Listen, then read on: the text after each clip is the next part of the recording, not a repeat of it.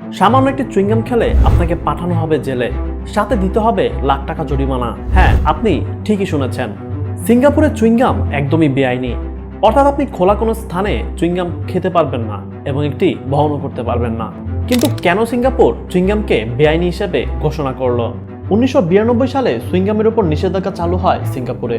এর কারণ ছিল চুইংগাম ফেলা নিয়ে ব্যাপক সমস্যা, বিশেষ করে মেট্রো বা ট্রেনের দরজার সেন্সরে এই গাম দিয়ে আটকে রাখত এবং সেসব সেবা বিঘ্ন ঘটাতেন ভ্যান্ডালসরা। এছাড়া সিঙ্গাপুরের সরকারি সংস্থা প্রতি বছর এই গাম পরিষ্কারের জন্য অনেক টাকা খরচ করতে হতো, যা সরকার এড়াতে চেয়েছিলেন। সিঙ্গাপুরের চুইংগাম শুধুমাত্র পরিবেশই নষ্ট করছিল না, সাথে তাদের যান্ত্রিক সমস্যাগুলো বাড়িয়ে দিয়েছিল দ্বিগুণ। পরিবেশকে নিয়ে এত কঠোর হওয়ার কারণেই সিঙ্গাপুর আজ এত সুন্দর। আপনার কি মনে হয় সিঙ্গাপুরের মতো বাংলাদেশেও কি চুইংগামের এই নিষেধাজ্ঞাটি দেওয়া উচিত? জানিয়ে দিন কমেন্ট সেকশনে। আর এমনই তথ্যবহুল ভিডিওগুলো পেতে সাবস্ক্রাইব করে রাখতে পারেন এই চ্যানেলটি।